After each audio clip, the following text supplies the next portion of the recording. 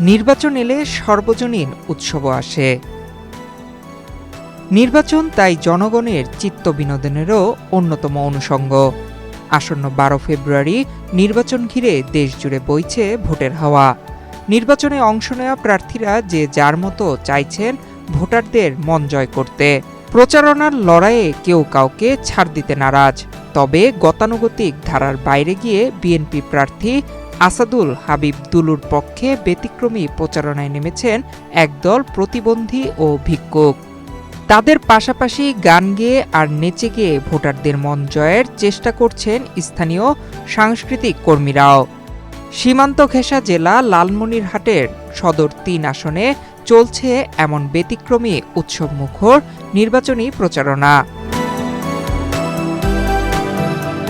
উত্তরের জনপদ লালমনিরহাট সদর ও 9টি ইউনিয়ন নিয়ে গঠিত এই আসনে ভোটাররা এখন হিসাব মেলাচ্ছেন যোগ্য প্রার্থীর। তবে সাধারণ মানুষের স্পষ্ট বার্তা কোনো ফাঁকা বুলি বা মিথ্যা আশ্বাস নয়। তারা ভোট দেবেন সৎ ও প্রতিশ্রুতি রক্ষা করতে পারেন এমন কাউকেই।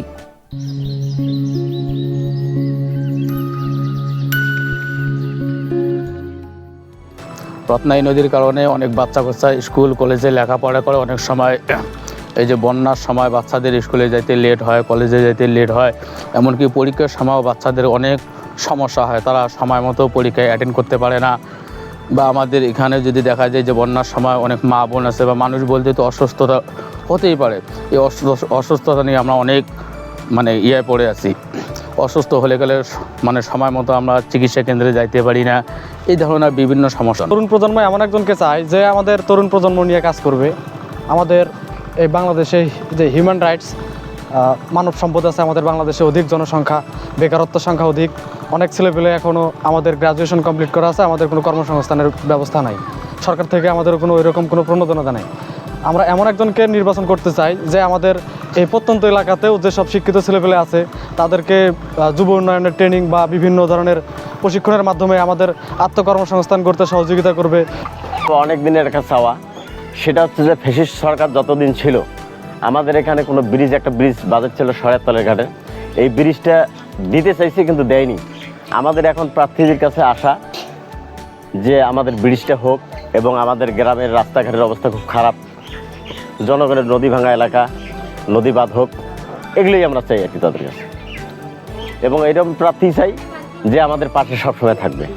এই আসনে এবার ভোটারদের মূল লড়াইয়ে আছেন 6 জন প্রার্থী।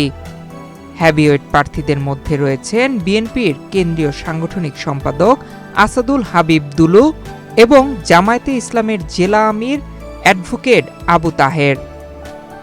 লাঙ্গল প্রতীক নিয়ে শক্ত অবস্থানে আছেন জাতীয় পার্টির জাহিদ হাসানও।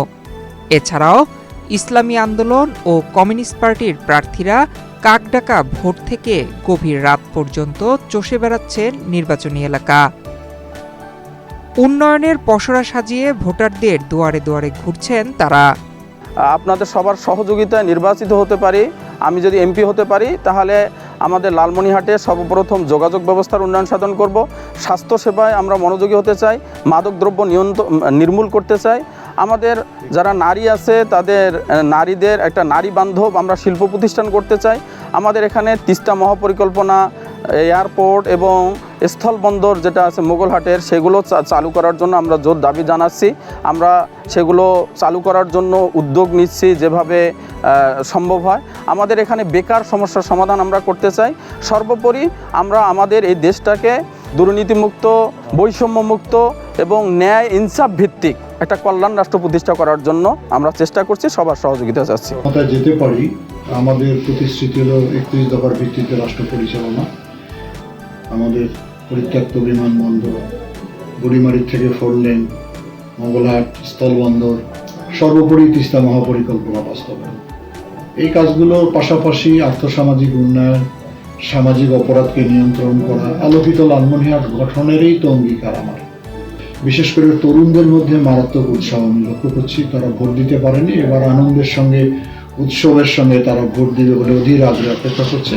এখন পর্যন্ত পরিবেশ ভালো আছে। ভোটারদের কাছে যখন যাচ্ছি, মানুষ দীর্ঘদিন আমাদেরকে হয়তো মিছিল মিটিংয়ে দেখেছে, কিন্তু কাছাকাছি হয়তো এইভাবে দেখতে পারিনি। মানুষের মধ্যে তো যথেষ্ট আগ্রহ এবং আমি আশা করি যে 100% এই আসনে আমরা বিপুল ভোটে বিজয় হব এবং জনগণের ম্যান্ডেট নিয়ে আমাদের যে প্রতিশ্রুতিগুলো আমরা দিয়েছি এবং এর বাইরেও অনেক কাজ আমাদেরকে করব, এটাই আমি আশা করি। সব মিলিয়ে লালমনিরহাট সদর 3 আসনে জমে উঠেছে নির্বাচনী প্রচারণা। শেষ পর্যন্ত কার দিকে ঝুঁকবে ভোটারদের মন, সেই অপেক্ষাতেই এখন পুরো জেলাবাসী। নয়ন বিশ্বাস, বাংলাদেশ প্রতিদিন।